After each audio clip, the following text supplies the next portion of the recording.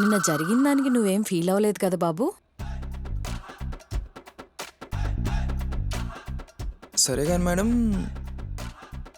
అసలు మీరు lady constable ఎందుకు అవ్వాలనుకున్నారు? అదా, నేను చిన్నప్పుడు సినిమాలు చూసేటప్పుడు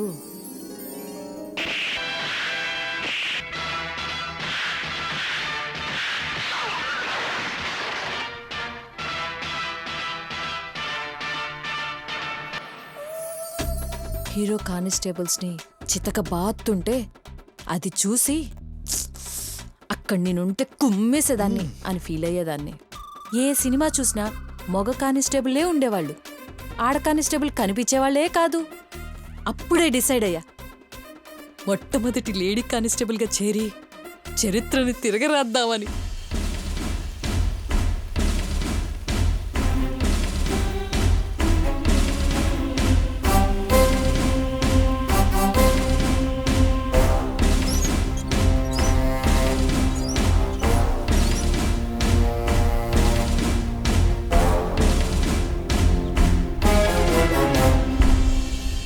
అందుకే చూడు, నా పేరు కూడా లేడీ కానిస్టేబుల్గా మార్చుకున్నా. తర్వాతే తెలిసింది రియల్ లైఫ్లో లేడీ కానిస్టేబుల్స్ ఉన్నారని, రియల్ లైఫ్లో లేడీ కానిస్టేబుల్ ఆర్టిస్టులే లేరని.